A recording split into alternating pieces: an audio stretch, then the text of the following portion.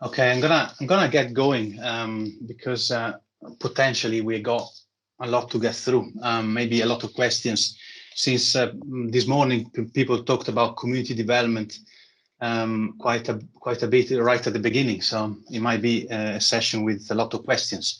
So this is, of course, yes, the social prescribing and community development session. Welcome to you all. There are quite a few of you. That's good. My name is Marcello Bertotti. I'm a reader in community health at University of East London at the Institute for Connected Communities. I always find it difficult to pronounce it. But anyway, and we are joined by Helen. So I'll let Helen to introduce herself. Hi there. Hi. I've come in as a bit of extra help last minute because the original chair can't make it. But I'm Helen Sears. I help administrate the social prescribing network alongside Marie Polly, and also I run the company Meaningful Measures with outcome measures for social prescribing. And I'm visiting research fellow at the University of West of England. So I'm just going to help out with the chat and just be there to support Marcello. Thanks, Helen. She's the hero of the situation. I'll soon give you details about how we structure this session. But before that, can I ask please to mute yourself and talk if you need to, please, so that we reduce background noise. And also, if we could post any question in the chat, and if you can also, if you like questions that you see there, please use the like button so that might actually help us to identify the most important questions, I suppose. But we will try to make it questions. Well, to welcome all the questions where possible. So we have five presentations today, and about 5 minutes each, and the length of the presentation is about 35 minutes. So the way we structure the session is that we have the links to each presentation in the chat room, and I welcome you to click on those links in a minute, not now, and watch the presentation one by one, and then we will basically be here at around 20 to 3 for a Q&A session. So we'll have about 20 minutes for a Q&A session from 20 to 3. But don't go now to the links. First, I need to do two things. One is introduce the topic, which probably I should have done at the beginning, I suppose. But anyway, and secondly, I have to introduce the speakers, because otherwise you won't be able to understand who is speaking when you watch the presentations. So, in order to introduce the topic, first of all, I think this session really is about the starting point is that social prescribing, as you probably have heard this morning anyway, one of the main roles of social prescribing is to connect people to appropriate opportunities in their community. So to improve their well-being and quality of life and health and so on. And of course, the voluntary sector, the community and the community development, the voluntary sector play a major role in that, particularly for non-clinical type of activities. So one of the key issues, however, is that the voluntary sector arguably has been kind of neglected by national and policymakers, and so needs more really support in terms of resource. I mean, one example that has been made several times over the years is that somebody goes to a travel agent and asks for to go on a holiday, but there are no holidays available. The and in this case, it would be the voluntary sector. So if you don't have voluntary sector organization and activities available, then social prescribing is difficult to actually to provide any support to anybody if there is no voluntary sector available.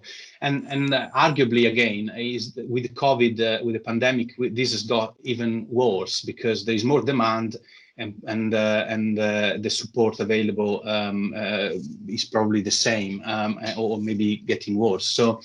So I think one of the things that might be interesting to explore today is exactly that problem: how we get the voluntary sector and the community development to actually support social prescribing, and how can social prescribing support community development as well. So it works both ways. So we have a range of very interesting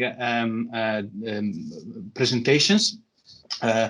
From theoretical, the social identity, for example, mentioned one presentation, to policy issues around community empowerment and the influence of devolved governance. So I'll move now to introducing the different speakers, and then after that I can send you to the link in the links to watch the presentations. So the first speaker is Dragana Vidovic, who's a senior research officer at University of Essex, and she's done a systematic review looking at how social prescribing might foster individual and community resilience. So that's the first presentation. So it's systematic if you're looking at the evidence. The second speaker is Tempany Morgan. She's a PhD researcher at Nottingham Trent University, and she looks at the social identity approach to social prescribing. So it's quite interesting presentation as well, more from a psychological angle. And then Koen Bartels, apologies if I pronounce all of this wrong, by the way, is a senior lecturer in public management, and his work, his presentation is entitled "Social Prescribing Assets and Relationships in Communities," SPARC, co-producing shared responsibilities for well-being. And then finally, the other two, Julian Elston is a senior research fellow and trained consultant in public health, and he's covered different, he's a research in residence as well. Really, his presentation also very interesting, well, they're all interesting, by the way, is developing a social prescribing ecosystem. So he looks at the social prescribing as an ecosystem in different areas of Devon, I believe. Yeah, Devon, yeah. Thanks, Julian. And then Harvey is a master's student at University of Dundee, and he looks really at the index. Hello, yeah. Exploring the community within social prescribing, so investigating deprivation in green health prescription consultations. So these are the 5 speakers. So now is about 2:10. So you'll have 35 minutes to look at to watch all the presentations. So we'll meet here at 10:35, 45, quarter to 3, and then we'll have the Q&A session then. Helen, would you mind posting the links to the presentations? Andre has just literally done it. Oh, okay. Yeah, I can see it now. Yeah, sorry. He's very so you good can see it. Andre Davis has put the links there. So if you can look at each of them, and I'll see you in about at quarter to 3. Good luck. And yeah, make a note of all the questions, please, so that we can make sense of the questions and then talk later. Hi, I'm Koen Bartels, Senior Lecturer at the Institute of Local Government Studies at the University of Birmingham. I would like to thank the conference organizers and the panel chair for giving me the opportunity to present the project that I'm leading on to you today. The project is called Social Prescribing, Assets and Relationships in Communities, or SPARC in short, and it's focused on co-producing shared responsibilities for well-being. The project has been developed by a team of academic and practice partners across England, Wales, and Scotland. And we have been collaborating for a number of years now to develop a grant-funded project. And what I will present now to you are the findings of the scoping study that we conducted that forms the basis of this application, and I will focus on the approach that we developed based on our scoping study. So what we found, in short, is that key to social prescribing are the changing relationships between individuals, communities, third sector organizations, and public bodies, but that these changing relationships are not very well understood due to the dominant focus of social prescribing research and policy on individual health impacts. And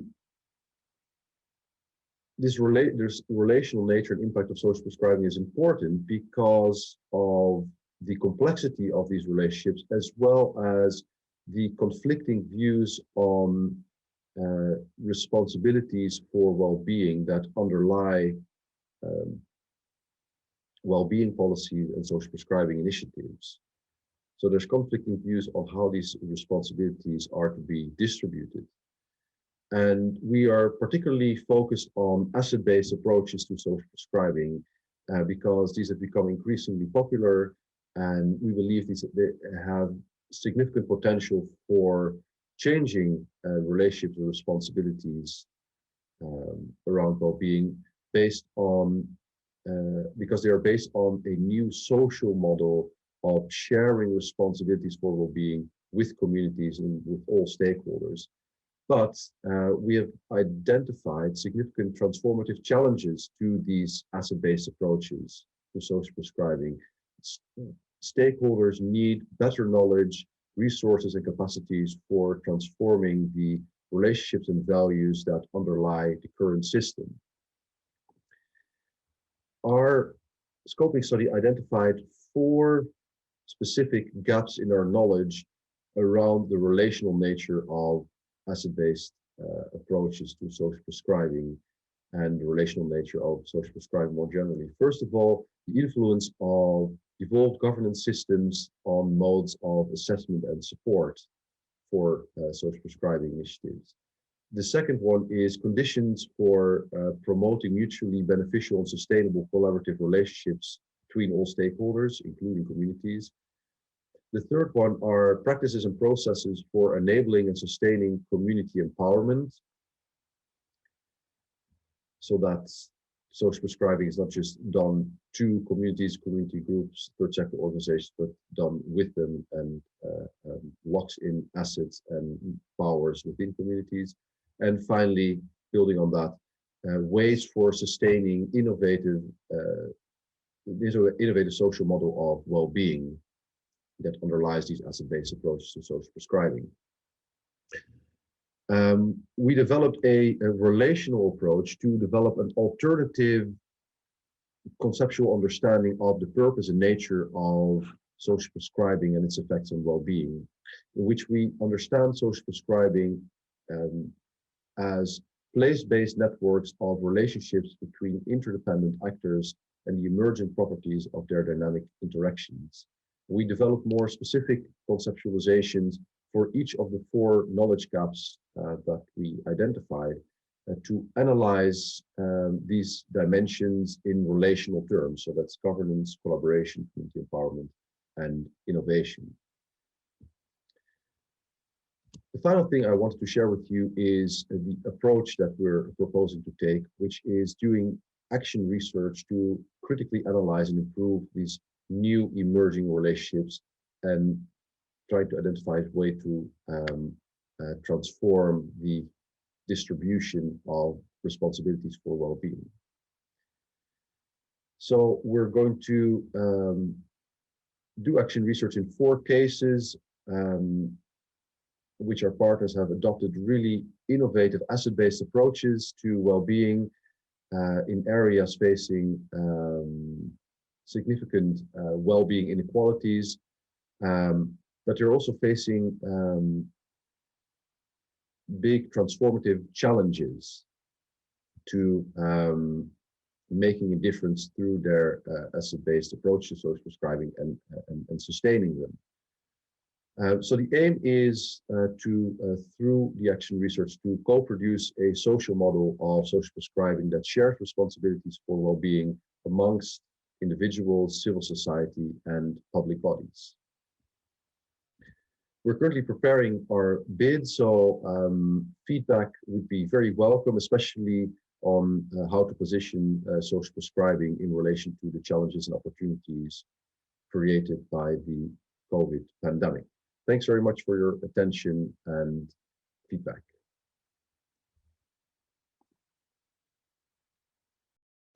Good afternoon. Thank you to the co-chairs for my introduction. My presentation will look at how we might develop a social prescribing ecosystem based on our work evaluating the implementation of different programs across Devon in southwest England. In particular, I will present some key elements that go to making up a sustainable and equitable social prescribing ecosystem. It will emphasise the need to sit social prescribing within a community development framework that is built on supporting, empowering and connecting individuals and communities, takes a long-term view of resourcing, is supportive of its workforce, and has mechanisms that link it to local and strategic health and wellbeing partnerships. But before that, I'd like to acknowledge my co-authors from the University of Plymouth and Devon CCG, and also to thank all the social prescribing staff and system leaders who generously gave their time to this evaluation.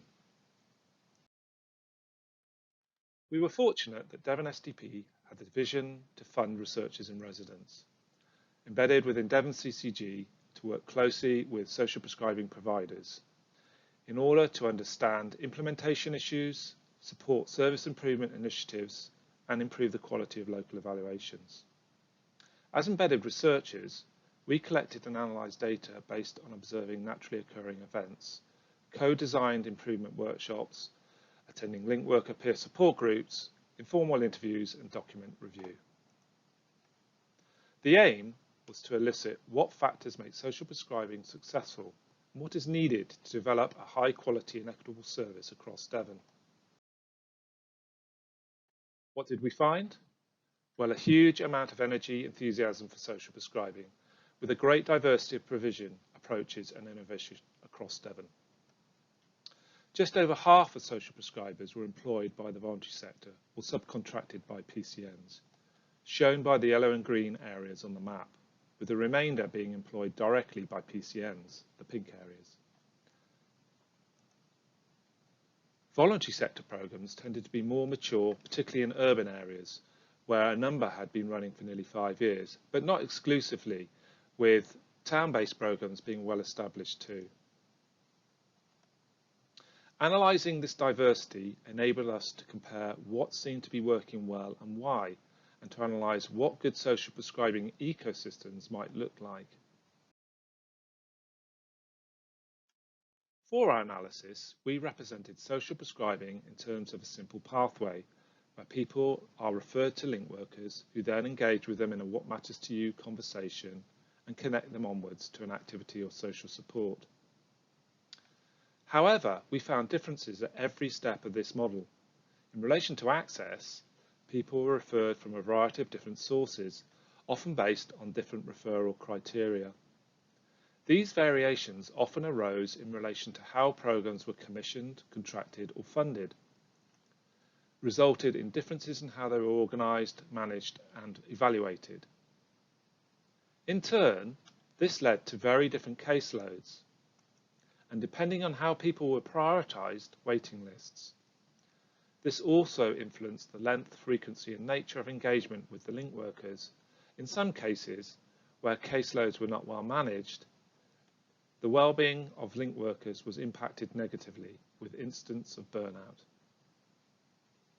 As a response, some peer support networks emerged, and there are calls for more funding to support link worker management and supervision. In relation to link workers and how they engaged with people, we found very different understandings of the role and function. This varied from a one-off conversation with signposting to local activities in some programs, to a more holistic transformational form of engagement, sometimes for up to a year, with coaching and practical support to connect people to activities and local resources. Often, this was not a dichotomy between one approach or another, with many practitioners embodying both approaches.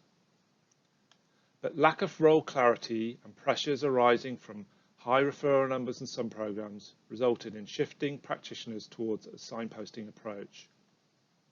This shift seemed to be more prevalent in link workers employed by PCNs. In relation to activities, where there was no activity to refer to or a needs gap, we identified a number of social prescribers moving into community developing roles, sometimes linking with community developers themselves, if present, to co-produce new assets. This required a different skill set and focus in order to engage the community, develop trusting relations, identify resources, and co-produce activities. In some areas, community developing had a bottom-up approach, focused on empowering individuals and communities to support themselves rather than just connecting them. In other areas, the programme had links to health inequalities partnerships, further enabling the needs gap to be addressed at a strategic level. Areas with a well-connected voluntary sector also seem to have a more collaboration between social prescribing and community developing programs. Our work has highlighted the need to develop a social prescribing ecosystem embedded in a community development model if we are to create a sustainable and equitable programme. In any system, thought needs to be given to how we populate social prescribing and community developing spaces and the different roles and functions to fill them to achieve individual transformation, community connection and empowerment. And also how programs link to strategic infrastructure at local and area levels. In conclusion, to create a sustainable and equitable social prescribing ecosystem requires it to be located within a community development model based on a coherent vision with clearly defined target cohorts and link worker roles, supported by longer-term resourcing, workforce development, peer support with mechanisms to connecting individuals and communities to strategic organisations. Thank you for listening. Hi there, thank you for the introduction and your time today. My name is Harvey Smith, and recently I've been working closely with Dr. Kimberly Moore from the University of Dundee and Dr. Viola Marks, the coordinator of the Dundee Green Health Partnership. Today we would like to share with you our research on the exploration into social prescribing, specifically investigating deprivation in green health prescription consultations. The background to our research is the green health prescription pathway.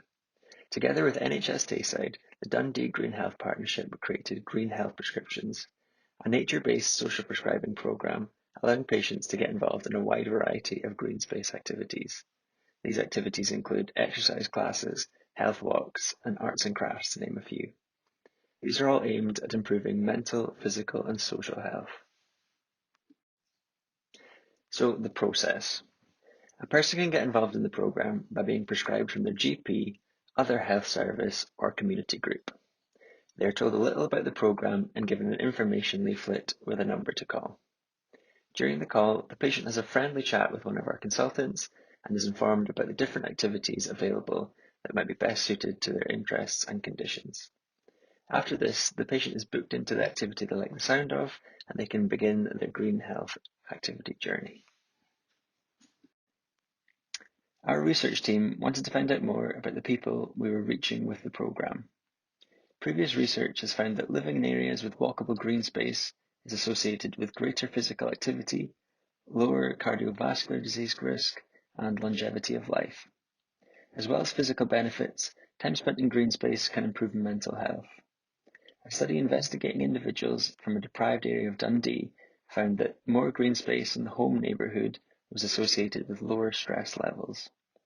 Therefore, we decided it's of the utmost importance for our programme to reach individuals from deprived areas who have less access to these green spaces.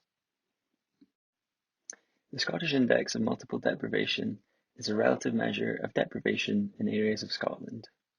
The scale ranges from 1, high deprivation, to 5, low deprivation. Our consultant took a note of the SIMD score of each of the prescriptions. As you can see from the graphic, the least deprived areas are represented by the blue. These would be individuals in SIMD 5, and the most deprived individuals would be in the red areas, so this would be the SIMD 1 individuals. So the aims of the current project were firstly to gain an understanding of the descriptives concerning the SIMD in terms of who attends a consultation. This would allow us to look at the deprivation representation within the programme. It would also let us see if those being prescribed are attending their phone consultations, and if any particular SIMD group were attending more or less often.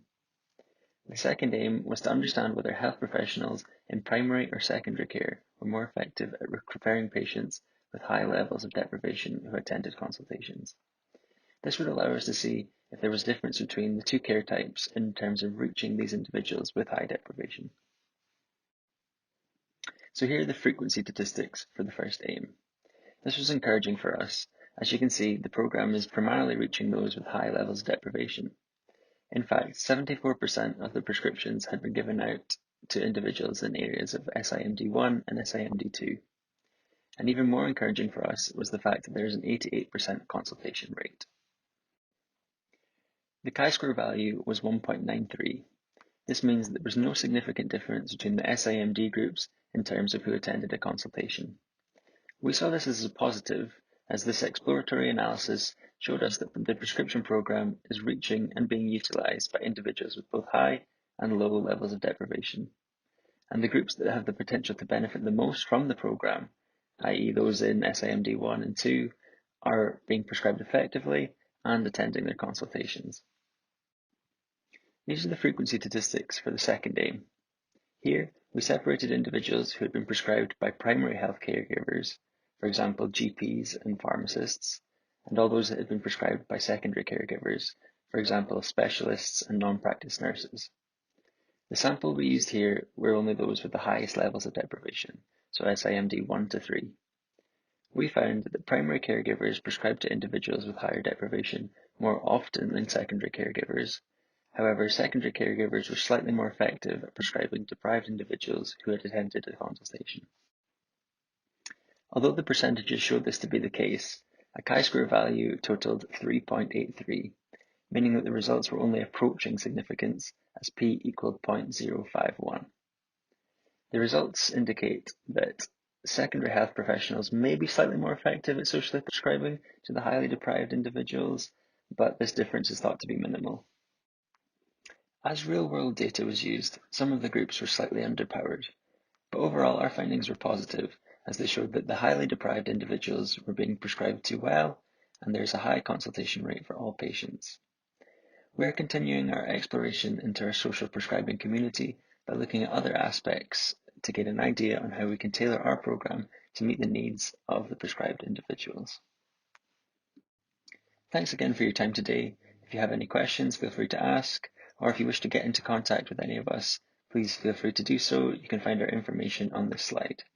Thank you very much, and I will now pass you back. Hello, everyone. Thank you very much for the opportunity to present and discuss our work with you today. And thank you very much to the co-chairs for facilitating the discussion and for the introduction. My name is Dragana Vidovic. My co-authors and I work at the University of Essex as members of evaluation team led by Dr. Gina Janitel-Reinhardt. Claire Hammerton, Dr. Reinhardt, and myself are currently working on evaluating a social prescribing program called Connected Communities. It is being implemented by 6 local authorities in France and UK, and the aim is to reach socially isolated and lonely individuals over the next 2 years. We at the University of Essex are in charge of evaluation, dissemination, and integration. Our link workers, seen here to the right, are already in the field, interacting with participants and collecting some of the data. The work that we are presenting today is a systematic review of the literature on the impact of social prescribing on loneliness, social isolation, well-being, and connectedness. We know from the literature that the evidence of social prescribing impact is sparse. We have our own systematic review paper, which focuses on social prescribing and loneliness, and it's currently in press with the perspectives in public health that confirms the same, that there is not enough evidence. So with this systematic review, we are expanding our previous work to include 4 key outcome measures: loneliness, social isolation, well-being, and connectedness. These are 4 related but distinct issues that many social prescribing programs are designed to address. And to our knowledge, there is no systematic review of evidence in the current literature that looks into all 4 of these outcomes. So we start by defining them. We see loneliness as a subjective, unwelcome feeling of lack or loss of companionship. Can be related to social isolation, but it differs, as social isolation is an objective, quantifiable measure of the number and the quality of contacts that one has.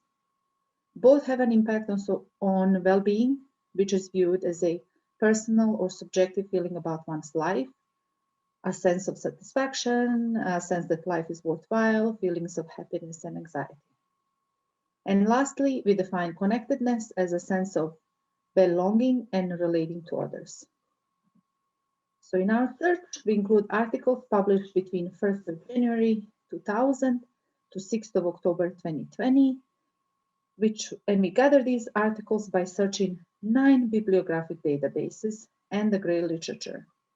We extract 1 unique articles on social prescribing with the evaluation results, and we synthesize the impact at the 3 levels: the person, health and social care systems, and the community. At the person level, we find 14 out of 51 studies related to loneliness, 10 of which provide information on measures of loneliness that they have used, with the UCLA scale being the most common. While all of the 14 studies claim positive impact of social prescribing on reducing loneliness, we find that only 8 have used standardized and validated measures and sound research design to support their claims of impact. Social isolation, there are 20 studies linked to this, to social isolation, with only 11 providing information on the measure used to assess the impact. Again, all of these studies claim a reduction in social isolation, but only 4 employ rigorous measures and research designed to assess the impact. And we can see here there is less evidence for this category in comparison to loneliness.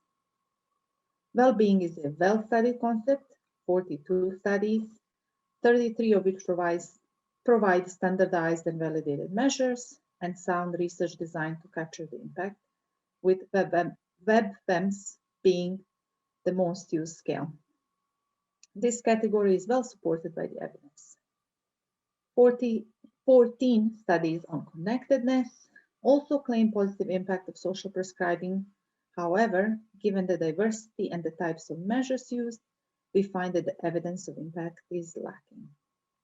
In regard to the health care system, we find 20 studies related to this aspect, assessed by examining changes in GP, A&E, and hospital visits, hospital stays and discharges, as well as reductions in the costs.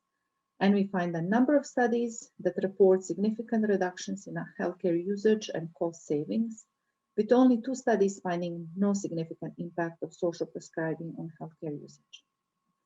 In comparison, the impact of social prescribing on social care usage appears rare, with only 3 studies related to this aspect. And so more work is needed in developing the tools to capture the impact, as well as more studies in general in this field.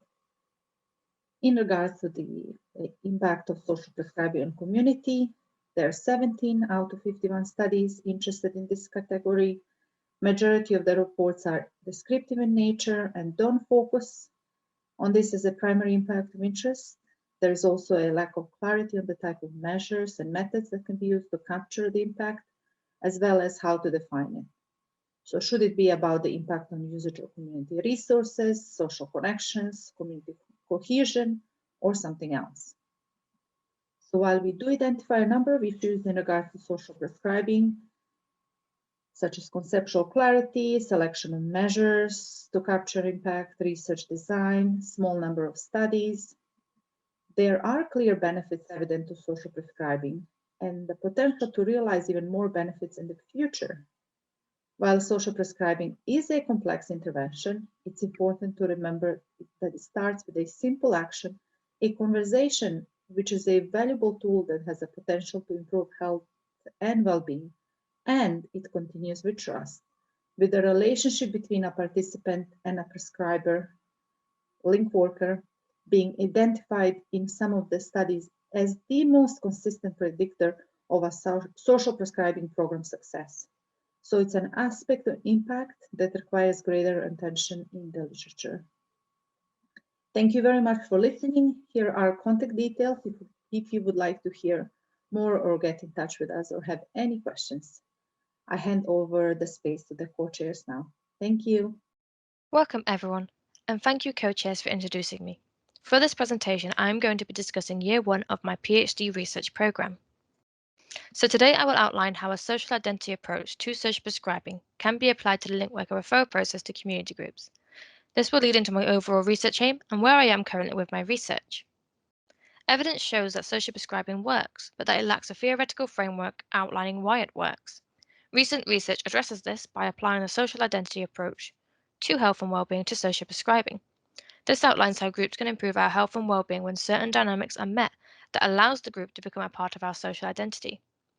Connecting service users to community groups is a key feature of social prescribing, and evidence from the social identity approach has found that meaningful group membership improves health and well-being through an increased sense of belonging and reduced loneliness, with other benefits of membership involving increased self-esteem and the provision of social support.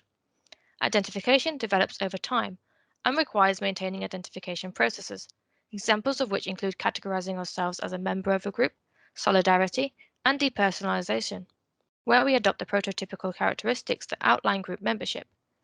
Categorization occurs when we consider ourselves to be similar to others within a group. This similarity between members increases our sense of belonging to the group, fostering solidarity, and leading to depersonalization. As a group becomes more central to our identity, the psychological connection to the group increases, prompting us to maintain a positive affiliation with the group, which enhances our self-esteem. Failing to identify with the group means you cannot engage with these processes effectively, limiting the benefits of group membership. This can lead to disengagement with the group and future social prescribing referrals, due to the lack of shared connection and belonging, which could increase social isolation and reduce well-being over time.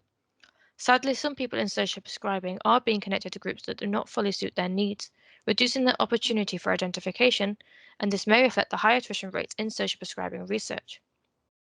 Providing link workers with identity facilitating resources can help enhance the impact and success of social prescribing by optimizing the health and well-being benefits service users receive when connected to groups they identify with. It is my understanding that using the existing skills and knowledge of link workers is the best way to intervene with and improve the current referral process. This can be achieved through the development of a community prescribing toolkit.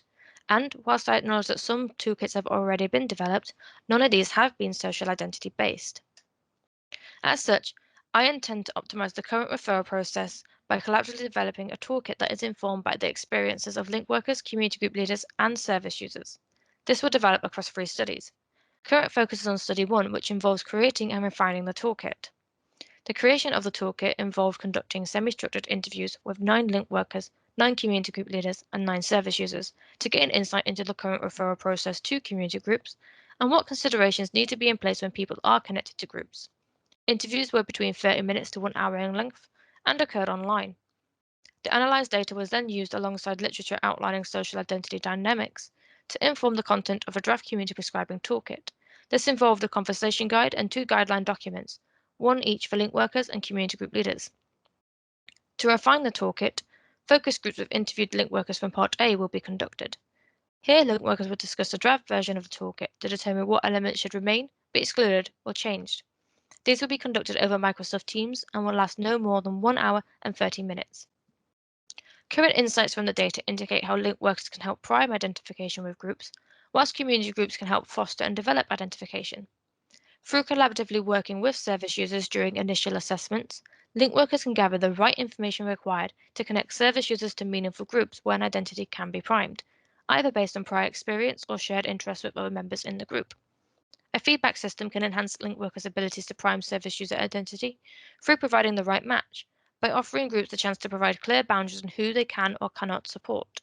Likewise, the accessibility of groups of service users can influence the link workers' ability to prime identification, with group closures during the pandemic limiting the availability of accessible and meaningful groups due to digital exclusion. For groups, those that provide pre-group contact to service users can help ease anxiety about attending, which can further prime identification. Groups can then foster identification by providing a welcoming and inclusive atmosphere, which helps develop a sense of belonging and increases solidarity. Indeed, where group members have remained in contact with each other during the pandemic, members have maintained their identity, which outlines the importance for groups to foster engagement and communication between members. To summarise, the link worker referral process to social prescribing appears to offer opportunities for link workers and community groups alike to prime service user identification with the group, whilst groups themselves provide the environment where identification can develop. To progress my research programme, I intend to refine the toolkit with link workers during one of 2 focus groups. These will be analysed inductively using thematic analysis to create a finalised toolkit for feasibility testing. Feasibility testing will be based in the Midlands and will outline how well the toolkit works in practice. Following this, a larger study to determine how effective the toolkit is at improving health and wellbeing through increased social identification will be conducted. This is intending to involve a 6-month non-randomised controlled trial using 4 social prescribing services across England.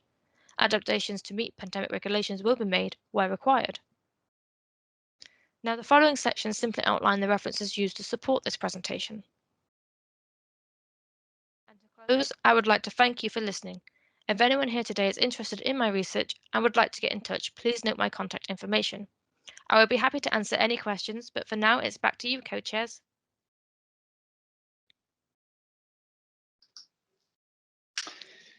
Okay, hopefully most of you have had the chance to watch the presentations by now. So we start the Q&A session. I must say that this is the first time I do it this way and never done this before. It's a bit strange. It's much better to do in a different way, presenting and then sharing the screen and presenting. But unfortunately, the other co-chair had to drop out today at the last minute, so we could not do it that way. And I cannot share on my screen because my computer doesn't work that way, unfortunately. Anyway, let's get to some of the questions that have been posted. So in kind of order, Helen, help me later if you wish. But I'll start with a question from Malcolm. Has there been any research concerning social prescribing and impact on social connectedness for people living with dementia?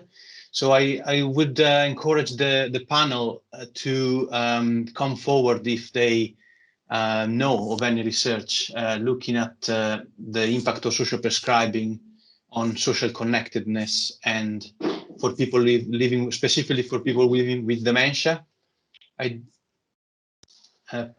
You can, yeah. If you don't know, I give you a few seconds. And yeah. Sorry, I know of one project. Sorry, Marcello. Yeah. Independent Age, I think, are doing social prescribing work in the southeast, and they've got dementia clients within their remit. So Independent Age are doing that, and I can send a link to the person if you want to just. Who was that comment from? Sorry. From Malcolm. Yeah, if you just post the comment again in the chat, I can connect you to that website from Independent Age. Can I just add, Marcello, in Torbay, we've actually got a specialist link worker who deals with dementia, working within the Asian UK programme as well. Okay, thank you, Julian. if you want to contact me via the address here, and I can link you up. Yeah, I happen to know Malcolm. I think he's is Malcolm Bray, isn't it? Yeah, so I think I can put you all in touch. But I put some articles in the chat as well. I think Malcolm has already replied to that. So let's move to the. Yep, you're welcome. Let's move on to the second one. Is the question for Julian, actually, from Claire Hammerton. And she asked about primary care networks and the voluntary sector, and specifically she asked about are there link workers or social prescribing initiatives that are employed, commissioned from public health or local authority? So we've got a real mixture in Devon, actually, of how people are employed. So most people are employed by the voluntary sector, just over, I think, about 70%, but we also have some employed directly by PCNs. But the source of funding comes from a wide variety. So we've actually got an NHS secondary trust funding a programme to some extent. We've got the National Lottery. Mainly we've got the sort of better care funds, which you could arguably call as a local authority funding. But beyond that, we haven't. So we slightly lack public health investment and social care investment. And I would argue that would be really welcome. But obviously, I think the last 10 years have created a bit of a slash and burn in social care. And I think this is where social prescribing is stepping into that void at the moment. Yeah, sorry. I would add to what Julian said that there are examples of in various parts of the country of co-commissioning between public, local authorities and CCGs in the past. Now the PCNs are also come in. So, but there are examples of co-commissioning. For example, Waltham Forest in East London might be an example of that. Local authority and the CCG have co-commissioned social prescribing in the past. I don't know now because the PCNs are kind of providing funding specific funding.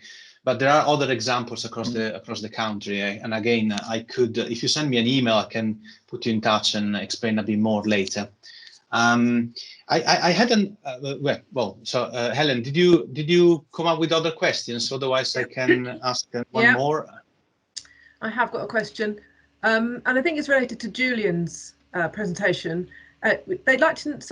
Karen would like to know more about the role of the local authority in developing the ecosystem around social prescribing. Well, I do think they have a role. I think, as Marcello was saying, I think it has a role in funding it, but also how it links. I suppose there's a bigger question here, but how it links with social care.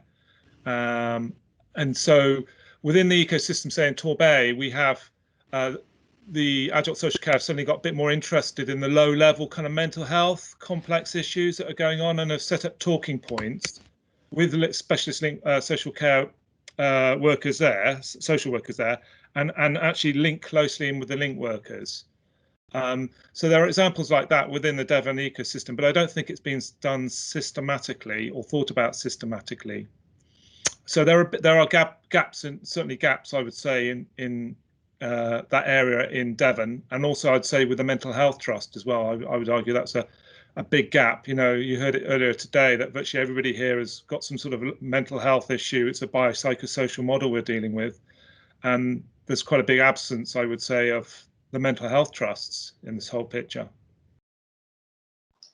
Okay, thank you, Julian. I mean, I can ask a question that from that is perhaps quite interesting. Is there a future for social prescribing without a commitment to more support for community development? The point being, as mentioned at the beginning, that the voluntary sector needs more resources essentially to provide activities, and also it's not just the voluntary sector, but the whole the whole investment into community development from local authorities and county council across the country. I don't know if any of the members of the panel want to answer that question. Right, Koen? Yeah. please, if you want. I think the answer to it's an excellent question. I think the answer can only be yes. If you look at the impact of the pandemic on health inequalities, it were already staggering in the UK and have only increased over the past 10 years and have further increased through the pandemic. There's the only way to start addressing that is really adopting place-based approaches in collaboration with communities that help to develop and empower them.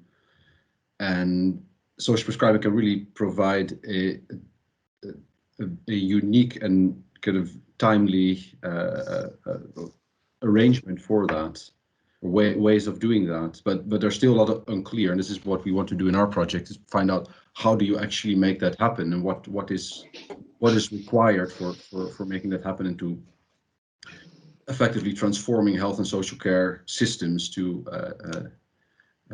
develop such a social model of well-being that can really help to develop and empower communities. Mm-hmm. Thank you. Anybody else wants to comment on that?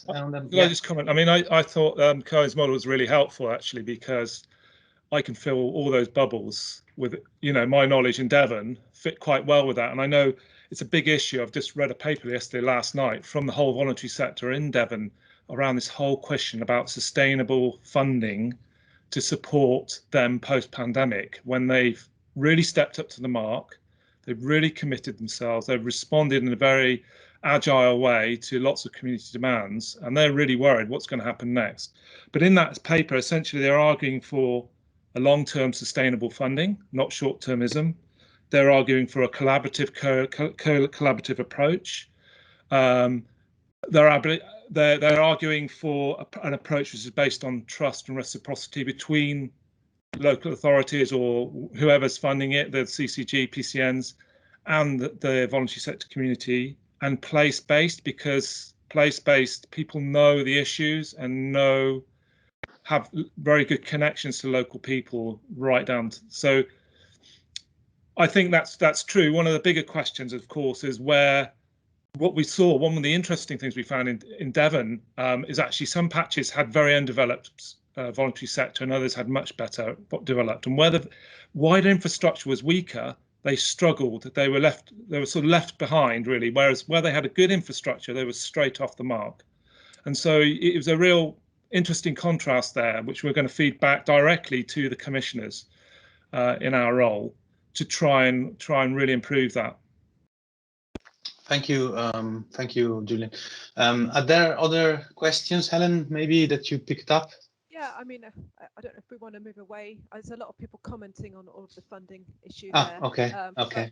But I don't know if you want to pursue that further. But there were two other things that I noticed. One was there was quite a lot of chat about measurement and agreement of measurement around social connectedness in social prescribing, because there's some debate on that. And that reflects some of the presentations, I think, in particular the first presentation systematically looking at the different measures there, but people were talking about that quite a lot. Okay. I don't know if there's reflections people want to maybe this is a question for Dragana, I would imagine, if it's around social connectedness. Am I right, Dragana, in saying that? It's because we did the systematic review. You might have some good ideas on measurements around social connectedness. Yes, or maybe not. A little bit. I'm new to the field, but it's absolutely fascinating to see how all these measures fit together, and hearing all the presentations was really, really great to hear other work in the area as well. Well, it seems. Could I ask people to mute, but please? From what we saw in our work is there's no unified definition of connectedness, and therefore the development measures to measure it is at the early stages. And so there are a variety of ways that researchers and people who work in the social prescribing field use. So most of the measures that are used are being developed for a particular local project or for evaluation purposes. So it's being developed in kind of in-house. And there is interest and emphasis to understand this the connectedness primarily is a sense of belonging to others. So there's some agreement on that and usage, but I would suggest study by Calesi, Social Cure program. They've done some very interesting work in connecting social connectedness with variety of aspects of health and social care use and individual health as well. So start from there, I would say, Social Cure program. Okay, thanks, Dragana. I mean, perhaps you could post that reference in the chat, if you don't mind. That would be useful for everybody then. And I would add to that very quickly, because I don't want to take, maybe there are parallels between social connectedness and social capital, for example, and thinking about social networking and social support. And it's not the same conceptually, obviously, but there are some parallels, and so perhaps it's worth bringing in the social capital kind of theory around measurement. But I'll stop there. Maybe other questions, Helen? There was, I mean, I don't know, this is a bit of a random potential left field thing. Anyone out there knowing about social prescribing in relation to palliative care, if any of the people on this call have that knowledge? Someone was asking. Okay, palliative care. Anybody with knowledge of palliative care and social prescribing? I'm not specifically of that, but I would say we have social prescribing in one location very linked to the community services team, and they're intimately linked. So it's very much with people who are very frail, and that includes, their population includes people with palliative care needs, so basically very ill and about dying. So some of their work does link with that, but it's not specifically related to palliative care services. Okay. And that's in Coastal, in Dawlish and Teignmouth. Yeah. Okay. Anybody else have had experience of palliative care and social prescribing, perhaps, in the panel? Otherwise, we can move. Maybe we could move back to the issue of, you know, lack of resources for the voluntary sector, and if anybody else has got more views about that in the panel. Otherwise, I could ask another questions that, and that would be for Tempany, actually, about her work on social identity, which was very interesting, and to develop this toolkit. But I was gonna ask her, sorry, it's almost the end. If you can explain in a minute more about identification and the idea of using this social identity theory to help link workers and help the relationship between link workers and the service user. Just 1 minute, because we have, thank you. So that's fine. So social identity is basically our sense of who we are in terms of our group memberships, so that the groups that we belong to kind of help shape our sense of purpose and what we do. So like we have our family groups, our friendship groups, or employment groups. Now, social prescribing automatically kind of connects people to activities based on their prior experiences and interests. And if we enhance that further and develop that further, we connect people to community groups and resources that are definitely meaningful for them, that they feel that they can connect with that group, to their community, that they feel that they belong to that community, so that they can get support from the group members, from their community, access wider resources, increase their self-esteem. And a vast plethora of more benefits of being actually a member of that group. So I intend to develop this toolkit that helps offer guidance on how link workers can facilitate service user identification, but also group leaders can facilitate that identification to optimize those health and wellbeing benefits that people will receive by being connected into a community group. And that's what I'm working on currently, just to develop that toolkit and work it through. And hopefully I'll get it up and ready for a trial soon. Okay, thank you very much.